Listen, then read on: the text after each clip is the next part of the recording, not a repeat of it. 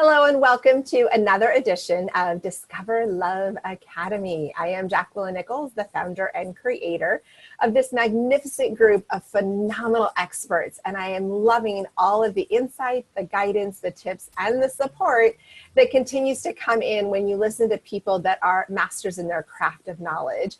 So today we're going to be talking about such an important topic.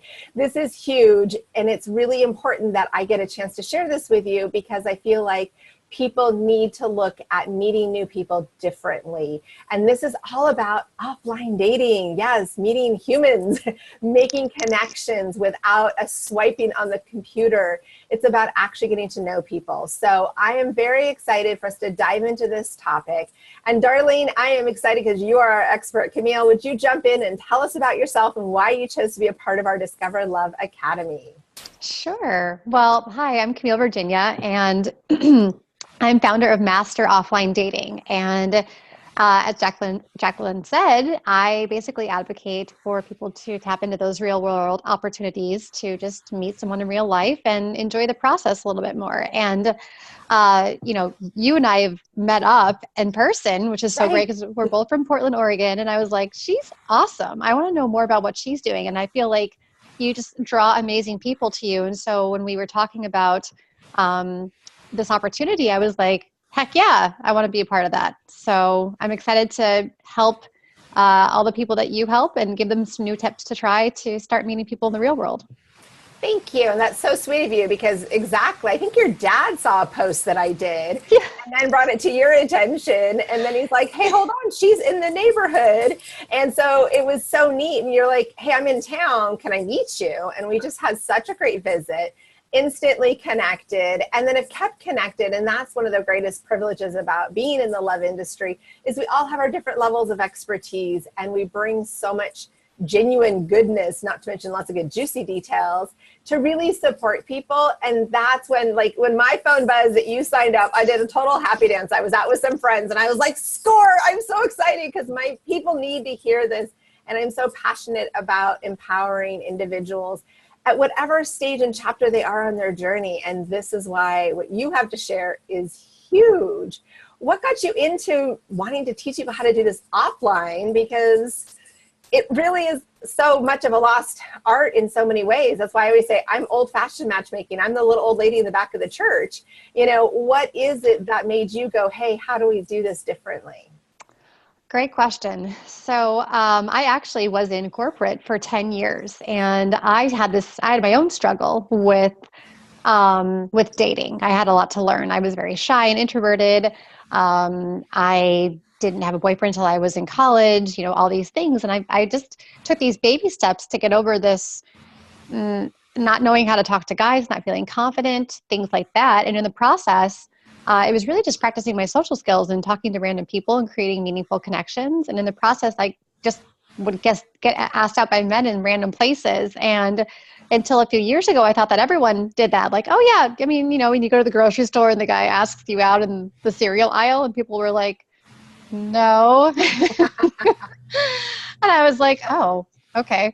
And so friends kept asking for my advice. And being a consultant at the time, I put some tips into PowerPoint, and then that grew into a workshop that grew into an online course because I had so much material of like, well, try this, or, here's how you start a conversation or this. And then that became a business eventually. So it's totally my passion is human connection. The dating is a bonus of that, but really it's just how to connect with your fellow human beings and feel less lonely and isolated in this world. I really love how you bring that up. I was just talking to a friend about how easy it is to feel isolated no matter what you're doing because we're not connecting at the same level, but stopping and having lunch with a friend, making time to visit. We spend so much time sending emails, making posts on social media and things. And, there's plenty of times that you see somebody, you're kind of like, hey, I like just their energy. I like their laugh. I like something about them. And you don't know what to do because we've gotten so protected behind the screen. We've gotten so separate. I mean, there's so many ways that we miss out. And what's neat is that like you and I, we have met in person, but we can also have a human connection online by having conversations and interacting directly with one-on-one. And so that is a huge, huge part that you're able to really bring forward. And I love that it's not just about dating, it's about really connecting. Yeah, thank you. I thought it was all about the dating at first, but then I realized it goes a level deeper and it's just, I mean, you can use these skills to get a date, you can use them to make a new friend, get a new client, deepen your relationship with your family members. I mean, all of that stuff. So dating is just the beginning, but it definitely does help with dating because I know that's the focus for a lot of the people, most of the people that you work with, all the people probably, but it just kind of transcends to all these other areas of life that are like the icing on the cake. Well, and it's really so much in the work that I do as a professional matchmaker. It's making yourself more dateable is making you more approachable, making you someone that other people want to be around. And being an inviting energy is really good. And people have gotten to where they block it off. So I love the title of this class saying how to attract somebody like a magnet without saying a word. Mm-hmm. That is awesome. And so what are some of the things that you find with people that they're, little tweaks initially on being that kind of person, that whether it is stopping in the grocery store and saying something, or you're sitting at a bar stool talking to the bartender, having a great conversation, and then someone feels you're approachable. Because that's one of the things I notice as a matchmaker taking people out, their body language does not invite a conversation. And I'm like, they're not going to approach you because you're turned away and you're blocked off. So what are some of the things on a body language level that you go into when you're talking to people without saying a word? Oh, I would say with that, one of my tips is to, before you even leave the house, to get clear on who you want to attract and why. So set an intention, and that will help you just kind of like keep focused throughout your day of errands or wherever you're going for the day. Because I think we can just get so caught up in the task of, okay, yeah, I need to get the marinara sauce in this aisle of the grocery store. Then I need to go to the dry cleaners and then the drugstore, pick up my prescription, blah, blah, blah, blah, blah. Meanwhile, you've come within arm's length of thousands of people, but you're so focused on the task at hand that you haven't tapped into any of that. So just getting clear and reminding yourself before you go out, because every time you step foot out in public is a chance to meet someone. I have met men at the weirdest locations, like anything that you can name. I've probably met a guy there because it can happen anywhere if you allow it. So yeah, I would say with that. And then I love what you said about body language, because when you do kind of invite that energy in of, okay, I want to meet someone and I don't know what it's going to look like, but here we go. And then you're, walking down the street, it's being more relaxed. It's not walking quickly, not crossing your arms, things like that, but literally just like physically being open to something coming along. So because when you're tense, just like you said, you're kind of like making your body small or you look uncomfortable. That's another barrier for someone to come talk to you, because when you're comfortable, you make other people comfortable. When you're clearly uncomfortable, you make other people uncomfortable too. Isn't that the truth? And I love that comment. It just, as soon as you said it, I'm thinking, oh yeah, duh. Slow down, because that's the thing. You watch people walk and they just turbo walk, or they've got their phone and it's like, oh, there goes a really cute person. Oh, she's really pretty. Oh, there they go. Oh, there they go. Like, you don't even have time to respond. Yeah, exactly. So just like slowing down a little bit and being more comfortable, and setting that intention. And then also with body language, I work with clients on, smiling and eye contact, which, sounds so simple. Like, oh, come on. Like, what's the magic bullet for meeting someone? It can't just be smiling. That works a lot of the time, to be honest. Because like you said, so many people are on their phones. They're not even like looking around them, which is yet another barrier. When there's a screen in front of your face, no one wants to interrupt that. It looks, you look socially awkward and uncomfortable when you've got your phone with you, especially at like a party or something, when it's like, really, you're at a party. Are you checking your email right now? Do you have to be doing that? Right. No, that's actually huge. And I remember taking clients at one time, and these other people were watching us and they go, why do all these men keep approaching you guys? And as soon as another man walked up, this one lady stops and goes, okay, why did you walk up to her? And he goes, because she made eye contact with me and she smiled at me. So I thought it would be nice to start a conversation. And she just goes, really? That's all you had to do? And I was like, yeah. She goes, oh my gosh, it just keeps happening. And I'm like, because it's an inviting energy. So I am so happy you brought that up, where people actually that phrase, that resting bitch face. Yes. They have it all the time and stuff. So what are some exercises or words or thoughts or affirmations to get people to actually stop and notice that maybe they're not actually smiling and they're actually kind of looking a little miserable? So one of my favorite tips is actually a hack for that. And it's so easy, but it's so weird, which is I think and effective, which is why I think people love it. But resting bitch face, like the struggle is real. Totally. You hit the nail on the head. It totally hit me when I'm talking to you going, oh my gosh, how many clients have I been out with that I'm like, oh, honey, no one wants to talk to you that way. And they don't even get it, or they curl up in a ball in the chair. And it's like, no, that's actually not workable. Yeah, exactly. So my little tip is, because smiling is great, but we can't always, we're not always like walking around like with a smile plastered on our face. Even I'm a smiley person. I'm not smiling all the time. But the tip is to breathe through your mouth. So become a mouth breather. And I know this sounds so weird. Like, what the hell are you? Who is this girl? Why is she telling me to breathe through my mouth? But what it does, if you look on magazine covers especially, you'll see most of the women on there are either smiling or their mouth is open a tiny bit. Mm-hmm. And it softens up the features of your face. Like the resting bitch face is really us with our mouth closed, kind of like thinking about something, looking angry that we're not intending to look that way. Right. Opening up your mouth just a little bit solves that instantly. Nice. I like that. Like, okay, just, you don't need to be a mouth breather when you sleep, but you can be a mouth breather while you're looking around. Yep, exactly. I love that, because people that are the resting bitch face, they have no clue that their whole story is written on their face. So even if you don't think you have this, start breathing through your mouth. That's a great tip. I absolutely love that. That is so good. I am like, oh my goodness, yes. And so what is it that makes everyone so burnt out on online dating? Because it is hard to get out there and just put yourself out there, but then online dating is so much more rejection. Yeah, it's hard because I know you and I have talked about this, but online dating came around 10, 15 years ago. It's this novel thing. People were actually kind of like, afraid to say that they met online. And now it's like, you're not online? Ugh. What's wrong with you that you're not online? And I feel like the honeymoon period is kind of over for a lot of people. Like, it was this novel thing. Oh my God, I have all these single people at my fingertips. This is amazing. And then it's like, oh my God, I have all these single people at my fingertips. This is like a second full-time job.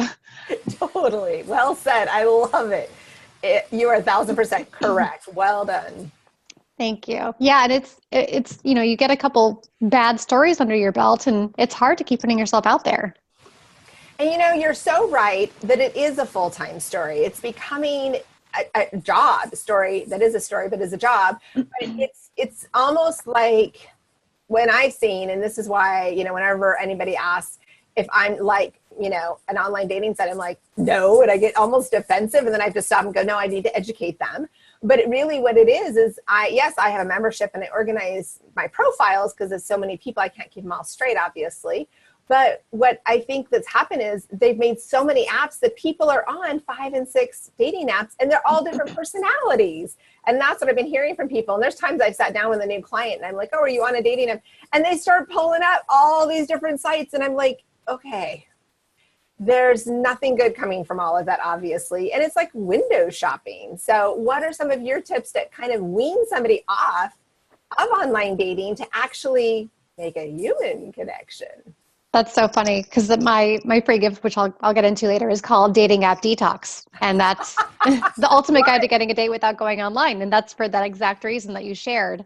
So yeah, it's, I think minimum everyone should be dating online and offline. I don't think anyone should be exclusively dating online, because unless you live in the middle of Siberia, and even in Siberia, people fall in love and find each other and get married, like, there's opportunity around you that you're not tapping into. I guarantee it. So it should be a minimum of that. And also what I've heard with online dating is that it's the same people on different apps. And so really, like, okay, cool, I get to talk to Fred on Bumble, and now, Fred and I are now matched on Tinder. Like, it's the same people is what I'm hearing from my clients. And so be on one, maybe two, but be sure you're doing these offline tactics, which I know we'll get into a lot. I've got a lot of tips to share that while you're swiping away or on Match.com or whatever you're doing, so that you're really, really putting yourself out there, not just telling yourself that you're putting yourself out there. 'Cause it's not like you get a gold star for being on more apps. It's like probably the more apps you're on, the less likely you are to actually find someone, because you're going for quantity over quality. Exactly. And I love that you bring up that comment where people say it's the same people. One of my clients made a comment to me one time, and he had been on one of the dating apps for a really long time before he hired me. And he goes, there's some people that have been on here for longer than me. They've been here the whole time I've been. And it's almost like we're doing this. We're not dating because we obviously aren't a match, but yet I have to look at you every time I go online. And it's not a disrespect, but it's like, I don't need to be reminded of all the people I don't want to keep dating, but they keep showing up in my filter. And so one of the things I love so much about you teaching offline dating is it's fresh new people all the time. It's giving you that. I think that what happens with the online people is that if they're on a bunch of apps or they're on there all the time, they're just drained looking and reading and wanting to know too much about people before they meet them, instead of letting things organically happen. And so your tips are really powerful in bringing that forward. So you believe you should do a little online, but more of the natural ways to just go out and meet people. Yeah. And online, if you're enjoying it, if it's literally sucking the soul from your life force, then get off online. If you're not enjoying it, you're not going to be putting out the energy to attract the right person. Right. Exactly. That's what it comes down to. So that's the real big step. Now, you've said to set your intentions before you go out.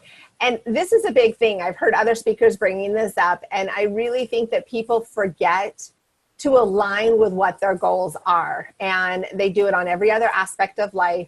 But if you don't, and I hear people later go, oh shoot, I should have kind of put myself together because it was this really cute guy at the lunch counter and it would have been really nice to strike a conversation. But instead I kept thinking, I didn't do my makeup. I didn't really, put a cute outfit on. I don't feel good. So you find all these excuses.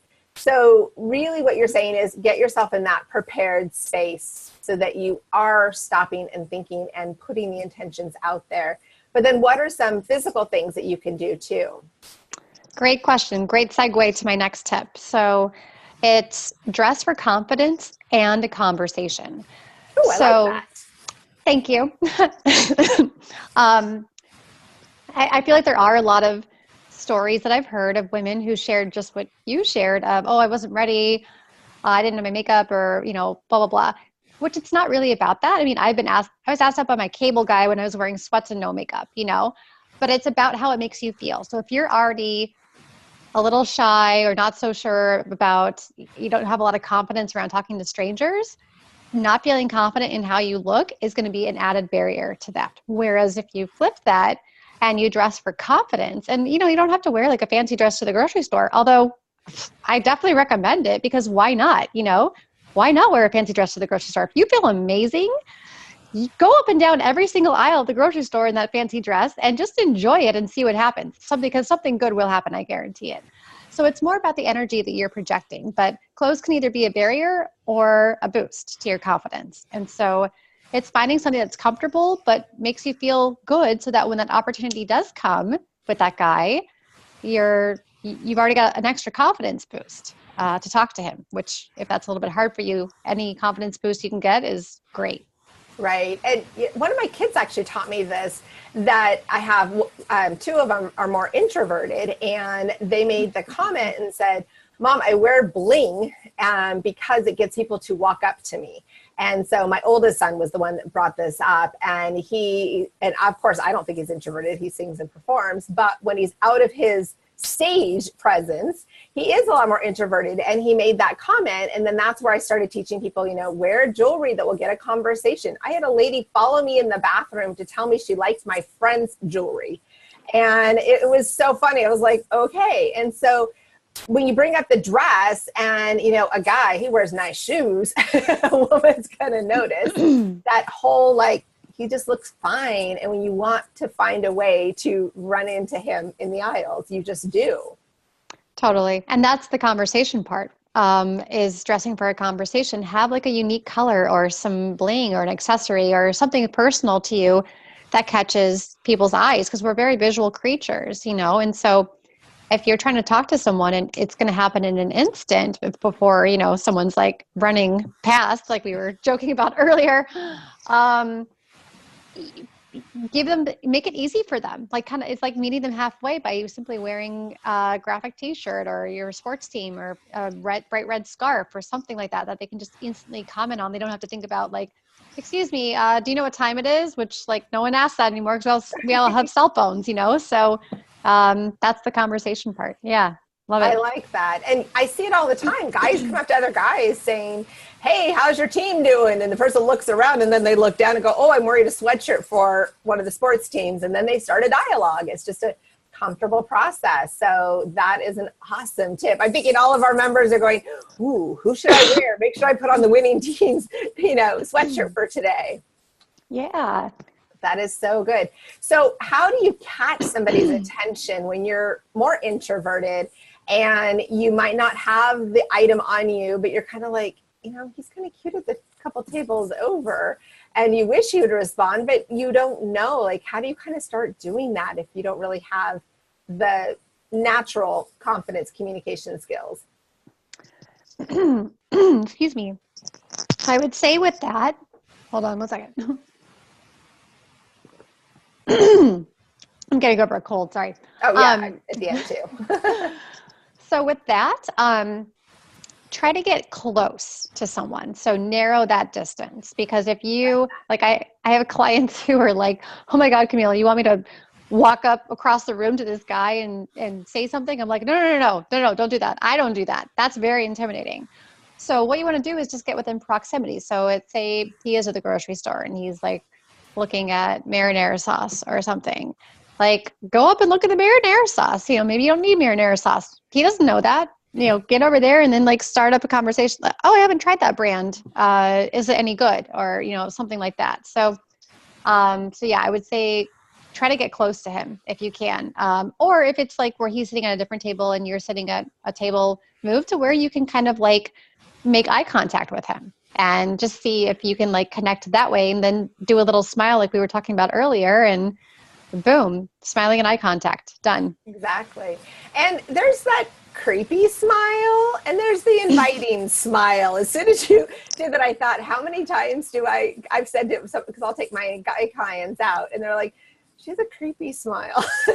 And then there's the ones that are like, oh my God, she's got such a sweet smile. And so, you know, it's that mouth breathing, it's that softening, but it's also really reinforcing that you want to make contact. Because I find that a lot of times clients have struggled with moving their eyes to, you know, they move away too fast. Like, oh my God, he just looked at me. Well, you kind of want him to look at you. So do you have any little things like keep eye contact for 3 seconds? It's okay. Or, you know, just something to keep them engaged, because it freaks people out when actually somebody notices that they exist. It is. Yeah. And I think especially as you're first putting yourself out there, trying these tips, you're going to get a little freaked out, but that's totally okay, because the first time you do anything, it's going to be a little scary. The second time you do it, it's not going to be nearly as scary. The third, fourth, fifth time, you're going to like totally get comfortable with it. So just, I would say with that, I don't have like a Patty Stanger millionaire matchmaker rule. I know her rule is 3 seconds. That feels very long for me. But I think it's just maybe the look back. So like maybe you make eye contact and you're like, oh my God, he saw me. Just sort of look back so that he knows that, like, and then maybe throw in a smile and then you can look away. Like that whole little routine, I think would be a lot more effective than looking away, never looking back at him or running away. I love that. The look back, duh. That's awesome. Like that is so good at really, you know, reinforcing where you're not being creepy, but you're being inviting. And then you're also still engaging, because there are so many amazing flirting signals that go across rooms all night long. And it's one of my favorite things to watch. But it makes such a difference to where you can be able to see that energy, and you can sense it when people turn their body and they're looking towards you and there is that feeling. But how do you get somebody to actually get off their stool and walk over and approach you? So I would say with that, there's something that I call the high and ignore. And I work with single women. So this is what I teach them. And there's always, I feel like we've all had that moment with someone where we're like looking at them, looking away, and we're, both people are like, what do I do now? And so say one word, hi. And that's it. It just like cuts that tension. It breaks that ice. As a woman, I've let him know that I see him looking at me. I throw a big smile in. I make it safe for him to come up and approach me, because dating is like a team sport. Men think that women have all the power and have it figured out. Women think men have all the power and have it figured. No one has it figured out. Like, even I don't have it all figured out. Right. And so the easier you can make it for someone to come up and know that they're not going to be like publicly humiliated by you, make that crystal clear. Leave no room for guesswork. You may never see this person ever again. This might be your soulmate. You never know where that's going to lead. And if you cut that chance off because you're a little bit scared, you never know where that could have led. So exactly. never let fear do that. What have you got to lose? Like, so what? So you get a little bit embarrassed or awkward or whatever. The chance, the potential to gain something from an interaction like that is 100,000 times bigger than a moment of, well, that was awkward. Well, actually, it makes you more approachable when you mess up. I mean, I think it's so much better if you look a little too smooth and you're kind of creepy in your own way. And so it's actually okay to fumble a little bit. And it's okay to be kind of like, ooh, whoops, that wasn't so smooth. And that makes the other person have a chance to kind of jump in and say something. And so I appreciate you bringing that up, because I think people can be a little too perfectionist, a little too specific on it, when really they need to just be natural. Just like you said, slow down, allow that process to be unveiled. Yeah, permission to just be human and comfortable. And I think absolutely, like, the more grounded and comfortable we are, and the more we're like, oh, well, didn't mean to do that, or something, the other person's like, oh my God, I totally do that too, it's so embarrassing. And then like that becomes a little bonding moment. Mm-hmm.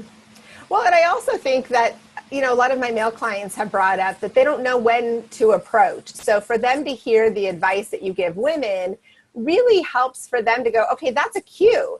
It's hard to know how to read and how to respond. So whether it's the male approaching or the female approaching or whoever's kind of starting this dialogue, there is something, just the simpleness of hi is huge, because once you hear their voice, you're making a direct connection. And you're breaking the ice. There's just this kind of mystery person that can be in the area. But really, what I love about what you're talking about is a call to action, like do something about it. That is huge. Yeah, thank you. I am fueled by my own, I don't want to regret not doing something because I was afraid. The worst feeling in the world for me is walking away from a situation being like, oh, I should have said this, or I should have done that. And that is the worst. So I will do whatever it takes to avoid that feeling. So I think if people have that same mentality going into a situation and say, okay, I'm really nervous. This cute guy is looking at me, but if I walk out that door right now and I run away from this, I'm going to regret that for a very long time. Like, be motivated by that avoidance of regret, and do something so that when you walk out that door, you feel proud of what you did, even if it was awkward or whatever. Who cares? Right. The more you do this stuff, the less awkward, more comfortable, more natural it'll be. Well, and I have found that regardless of where it goes, it is so flattering to have somebody notice you. So even if you don't know where it's going to go, we don't know the future. We don't know if they're single and available or they're just being cute and flirty.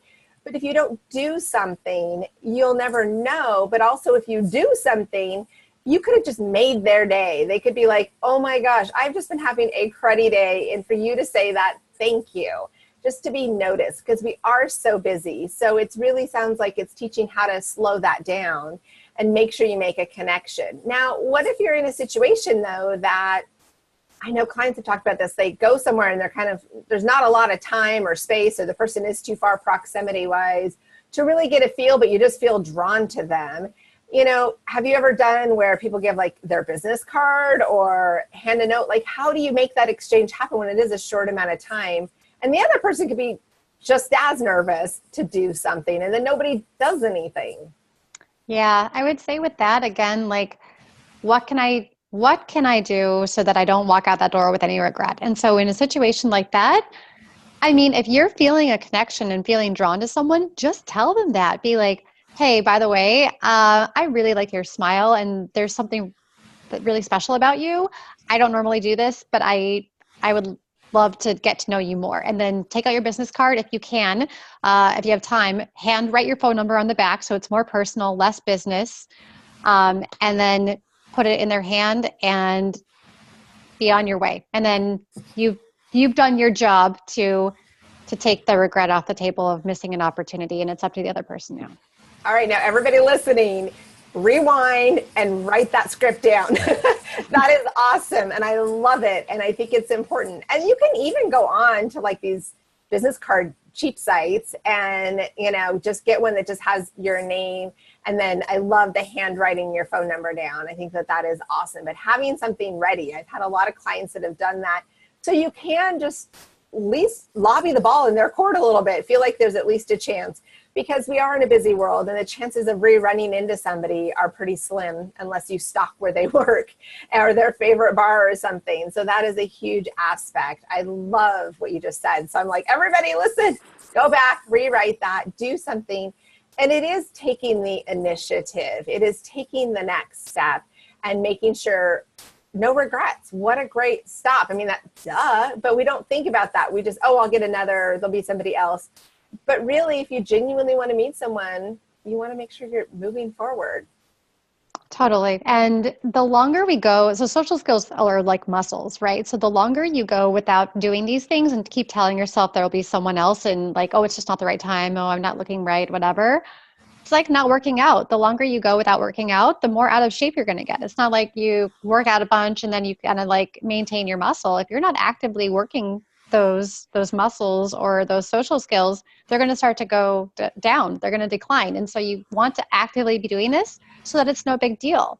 You know, it's no big deal. Like you see someone and immediately they're like, oh, get my card out, going over to them because I've done this 20 times in the past year. Handwriting my phone number, done deal. It's no big deal, the more you do it. So if you put so much pressure on yourself, like, okay, today's the day, oh my God, I have to do this big, huge thing I've never done before, that's going to be so much pressure on you. So do it, just get your toes wet with it. Exactly. And I love that because it's the same thing. Like you start wearing sweats too much, you don't remember what it felt like to put yourself together. You stop shaving, you stop taking the extra steps, putting the makeup on, the guy getting a clean look, doing those extra little pieces, women putting some accessories on, just little things. If you get to where you stop, it's hard to get back on track. So it's all those aspects. So that really makes a lot of sense. What are some of the things that you say to someone that maybe, whether it's you give them your wonderful clients a challenge, something like, okay, tonight you need to talk to 3 people or you need to make that contact. Like, how do we sometimes it's hard to, and I've seen with clients that struggle with this, where they themselves are so fearful of rejection that they actually do better when kind of given, okay, well, I was told, I have a lot of clients that have found love because they were more scared to tell me they didn't do anything than to actually do it. But they go, I only went on a date with that guy because I knew if I didn't come back with a report of meeting somebody new, you were going to get on my case. So what are some of the challenges that you give your clients just to kind of get them to push themselves a little extra? I love this question. So when I'm working with a private client, we have calls once a week and we set weekly goals. And so we work with what is in their schedule coming up. So I have a client who loves singles events. And so she actually paired up with another one of my clients and they went to the singles event together. And I gave them different goals depending on where they were because we set the goals together. I don't want to terrify anyone. One of them had the goal of talking to 3 people. The other had the goal of talking to 8. They both annihilated those goals. And I like to think a step or 2 ahead. So it's like, okay, don't just I don't want to just say, okay, go talk to people, bye-bye, on your way, report back. I'll be like, okay, so what are you going to say to them? And I'll pose it to them first so that they can actually kind of put themselves into the situation and be like, I have no idea, or I was thinking this, or how does this sound? And then working with them to have an exact thing to say when they go up to someone that's natural to them, that they actually care about, so that they can visualize themselves doing it. So that when they actually do it at the event, it's a no-brainer. They've already visualized themselves doing it, and then talk about some options of where to carry the conversation from there. So I like to set people up with all the tools they need to go in and really succeed. And then you're absolutely right. That accountability factor is priceless. If you can't do it for yourself, do it for me. The same results in the end.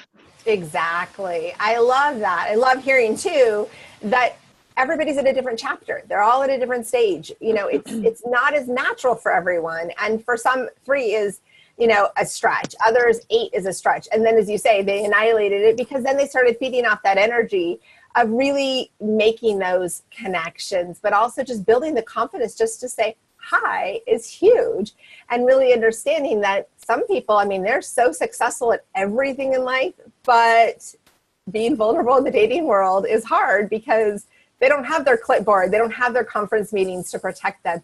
They're being raw unto themselves. And so therefore they're looking for their person for after work. They're not looking for a work partner. And so there's a lot of shifting. And I like that you're saying the different aspects of, you know, making their own challenges and things.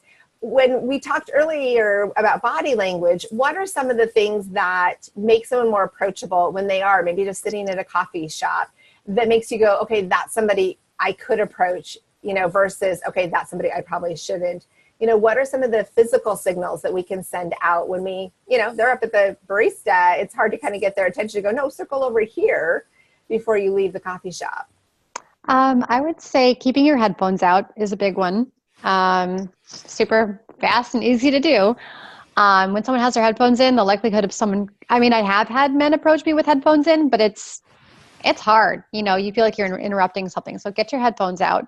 If you're going to go to a coffee shop and you are in the mindset to meet someone, I really recommend bringing a book or a magazine, something with a physical page. There is just something about a screen, a laptop or a phone or a tablet that people don't want to interrupt. You look a lot more unapproachable. So if you want to just be out and meeting people, bring a book or a magazine. And then I would also be looking around, and you could pretend like you're looking for someone. But just every once in a while, just kind of like take in your surroundings. I mean, first of all, we never do this, and we're human beings, and this is like how our ancestors survived. It's just being aware of our surroundings and people watching and enjoying the moment. Almost no one takes the time to do that anymore. We're too busy. You know, everyone's so busy doing what, I don't know, but you know, so give yourself that break and just look around, and that will give you the chance to catch someone's eye. And I will say, as a single woman, I can spot the single men because they are looking around. I don't think they know it, but I can spot, like, walking into a coffee shop or walking onto a bus, the single men or the men who are not in good relationships because they're constantly looking around, and they allow their eyes to be caught by women. They notice women, whereas like the married ones or the happily married ones or happily taken ones are kind of absorbed in whatever they're doing. Kind of funny. Exactly. And I love that you bring that up because it's really true. Because people use excuses to be like, oh, I can't approach him. It's like, he just totally gave you eye contact. Ask questions. Now, on that regards, though, what are some questions you could just kind of, you know, yes, you say hi or the marinara sauce, but what are some conversation starters that help you to kind of filter and say, in a way that kind of makes sure they're single, they're available, that, you know, that there's a little dialogue going on, because many opportunities really are only a 3 or 4 minute crisscross moment, if you even get that long. So what are some things that could be kind of conversation starters to progress and see if there's some potential between the two people? So I would say with the icebreaker, whether you say it to someone else or they say it to you, it's going to be random. Again, we're all trying to think on our feet here, and we don't want to creep each other out. So whatever it is, just go with it. And if it's the opposite sex and you're heterosexual, assume interest until proven otherwise. I think we can be very literal. And, you know, I had a client who wore a pink crystal necklace everywhere. And she's like, oh yeah, guys always compliment my pink crystal necklace. And I'm like, great. What do you say afterwards? She's like, I say thanks and walk away. I was like, oh my God. Exactly. You really think all these men love that pink crystal necklace? They're trying to talk to you. And she was just like, oh my God, mind blown. So don't be so literal. Like, say thanks, tell a little story about whatever you just got complimented on. And then what I like to say is, once the icebreaker has naturally died down, ask, how's your day going? So that will Love it. segue into, maybe it really was about your pink crystal necklace and they're like, oh, it's good. You have a good day too. And they leave. Or if that pink crystal necklace was just a conduit to try to break the ice with you and talk to you, now you're getting onto something where you can talk about their day and they're like, oh, thank God, we're not talking about the necklace anymore. And I can, share a little story about my day. Exactly. And now you've got this conversation going.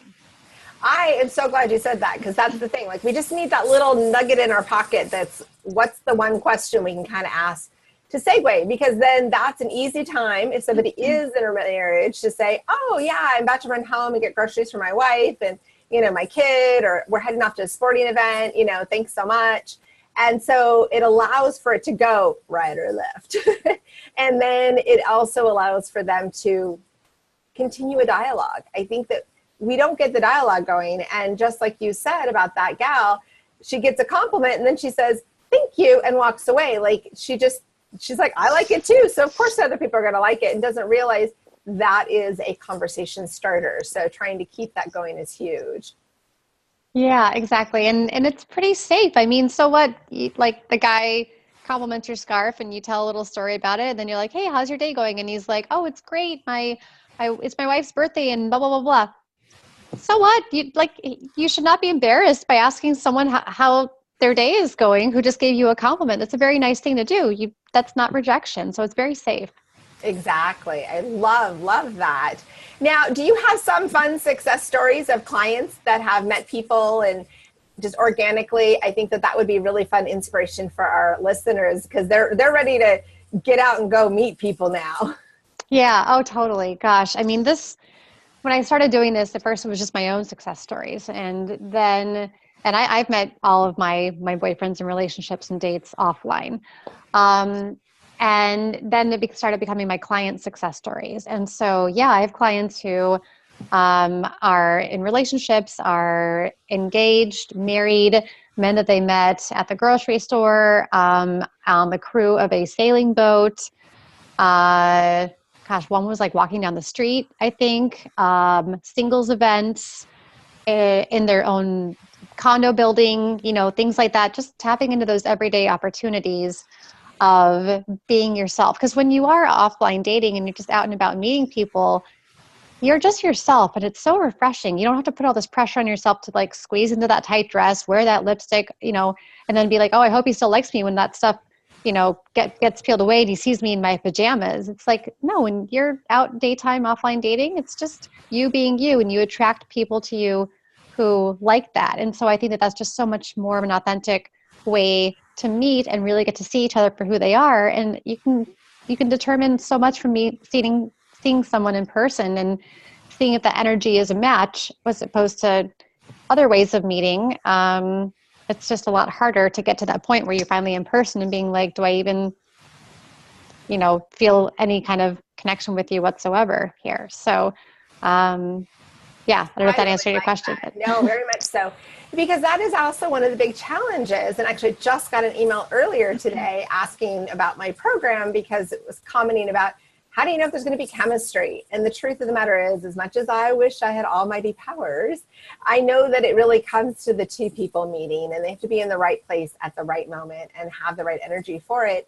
But online, you can fall for the person, the idea of the person. So one of the reasons why I am so excited you're teaching this class is the organic naturalness of meeting somebody in their element. They weren't primed up for you. They weren't primed up for their first date after you guys have been talking online forever.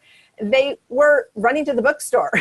They were just out getting a glass of wine for happy hour after work. And so they were in their raw element of just living their life. And so therefore, one, you have either work or home in common because you are in a similar circle of area. And you also are having the benefit of an active person. One of the challenges with people online is they spend all their life online and they're not out. And that's one thing that people complain a lot about. So these tools that you're giving are so powerful, because you're actually saying, go open your door and go look. There's flesh to flesh. There's humans out there. And that's something that is really important, that I know our listeners are like, oh, I'm supposed to get away from the computer. yeah. And it is, It's a little scary if you are very comfortable behind a computer, but I can tell you there is nothing like that in-person connection feeling that you get. That cannot be replicated over a computer screen. That in-person connection that you get with someone that you feel a connection with, whether a friendship, kindred spirit, romantic, whatever, like our bodies are wired to do this, and the only way to get it, which actually is even more sweet because you've gone out of your comfort zone, is to go out of your comfort zone and do it and feel like you accomplished something and you had that amazing, incredible reward of connecting with another human being. So Exactly. Well, it's the way it used to be. We didn't have these screens to hide behind, and we let those magic happen. And it's so powerful because those are amazing stories. It's just, I knew I was supposed to meet that person, and I was at that event. And the chemistry is automatic. There is a connection right away. It's not like you have to sit there and convince or sell yourself on because they fit all your check boxes. When you meet somebody organically, you're just meeting because you're drawn to them. You don't know any of their story. And there's something beautiful about that too. That is a positive, where I think people have gotten so scared to not know more because they're so used to pre-reading a scoop on everybody. But we don't come with our own accolades handout. We just are who we are. So what do you say to people to help them get past the rawness of meeting a stranger versus they feel like they're meeting somebody because they can go, oh, this is how old they are. This is, what their relationship status, they have kids, what's their education. The online gives you so much information, but when you meet somebody organically, you don't have any of that. Oh, I love this question. This is so great. So it's actually kind of a gift. It's like a treasure hunt when you meet someone. You have no idea who this person is. This is someone who has lived a completely different life from you, different experiences, different opinions, stories to share. Like, you have so much to catch up on with this other person if you want to get to know them and have them in your life. Like, get started. So if you think about it that way and you just let your natural curiosity come in, like, oh, so, maybe you ask the generic question, are you from around here? And they're like, oh, actually, no, I'm from Maine. And you're like, ooh, I don't know anyone from Maine. What the heck is Maine like? And it's like, that's what's going through your head. So just ask them. People are starved for this kind of conversation. They don't want to talk about the freaking weather. They don't want to talk about how many brothers and sisters they have. They want to talk about, oh my God, growing up in Maine was so amazing, but so cold. I have this story one time in winter where my toe froze off or, whatever. And now you're talking about something interesting and you could be like literally 30 seconds into the conversation and they're sharing that story with you. So it is a gift to not know and not come in with a prejudice of knowing all this stuff about someone, because people are screening other people out based on information that does not make a good partner, like, what their interests are or something, which may not even be their interests, but they thought it would look interesting on an online profile. So when you actually just get to know the person as a person and let them surprise you and just dig into that natural curiosity, you might find out that actually you kind of love people who parasail, because that means they're full of adventure and you never thought about that before. But if you read that in an online profile, you might be like, ooh, that sounds dangerous. I don't know about that. So let them surprise you and bust all those prejudices up. Ah, I love it. That was like the perfect answer. And I am so excited because I want people to stop looking at people as if they come with a spreadsheet and a resume and, all this preconceived. We're so blocked by that. And offline dating is so natural. It is we've done it for thousands of years. And it's also really about acknowledging the other person and letting the conversation flow. Because when you do all this online dating, you also preconceive how it's going to go. I mean, how many people have I heard say, oh, I've got a date from somebody I met online, but we'll just see how it goes. Or I wonder if he'll show. When it's like, oh my goodness, you're not even going in with that openness. And that is so awesome. You have just totally shifted people's perspective with offline dating and making it positive, but also filling up the other person with so much positive energy. So before we run out of time, I would love for you to share your last scoop of wisdom and tie it up in a bow and let us know what else you would like for my wonderful listeners to hear. Ooh, let's see. Last piece of wisdom. I would say, I don't know, going off of what we just talked about, what's a pattern that you have been attracting? Change it up. Do you go for a certain type of guy? Go for a different type of guy. Do you go for a certain ethnicity or a certain height or eye color or, some arbitrary trait that you can't tell whether it doesn't necessarily make them a good partner because he's 6 feet tall. And, great, that's nice to have a tall guy, but that doesn't mean he's going to treat you well, So try to purposefully go for a guy or a girl if you're a guy, or a guy if you're, a gay man or lesbian, whatever. Go for someone that is a different type of person who you normally date, and just let them surprise you. Find out about them, because how amazing is that you get to actually be curious about someone. Maybe you don't know a lot about Indian culture, and you go on a date with the Indian person and you get to learn all about that culture. Like, even if you guys don't hit it off, you just learn something about Indian culture, those kinds of things. So change it up in a good way. I think that's awesome. I just was asked that question of what surprises me the most as a matchmaker. And my response was, people actually fall for the person they didn't expect. How many times I coach a client and initially they're not really that interested, but they're trusting my professionalism. And shortly after, I hear they're in an exclusive relationship. And shortly after, I hear that they're getting married. And they're like, it was not what I thought. I had a different preconception. So that is so huge. And natural offline dating allows you to go, hey, I kind of want to talk to somebody tall. Ooh, I kind of want somebody who's shorter. You're getting to know people for who they are, and you don't have as much time to size up, because the moment might pass, and leave with no regret. That is so huge. So I am really excited to hear about everybody stretching a little extra, doing more, setting intentions, and really choosing to be approachable, to be someone that is there. And I love it, because one of the comments that men make all the time is they love when a woman plays with her hair. And you've been so adorable on this with your playing with your hair, that I'm like, I know why all the men come and say hi to you, honey. And it's just, we have to have some flirtiness with us. We have to be flirting, male and female. It is so much more fun to approach somebody that just has a little flirting spark. So I feel very excited that you've been able to share. I know our members are chomping at the bit and loving all that you're sharing. And I'm really excited for next quarter. So you have given so much abundance, Camille. I really appreciate it. And until next time, we'll have so much more. Thank you. Oh, and actually, I do have a free gift for members as well. So a lot of the tips that I shared are from my ultimate guide, Dating App Detox, the ultimate guide to getting a date without going online. And they can get that at masterofflindating.com/discover love. And Jacqueline, I know that you've got a link as well. Mm-hmm. So it's full of tips. It's free. I would love, for your members to enjoy that and start meeting people offline. So awesome. Thank you so much for having me. Oh, I love it. I love it. Yes. So after the video, I'll have you added to a special page, and it will have the link right on it, so everybody can take action right away. It's so much about empowering and inspiring yourself to do extra for this, because finding love is totally worth it. There are amazing single people everywhere. And so these are opportunities to just take everything another step forward with no regrets.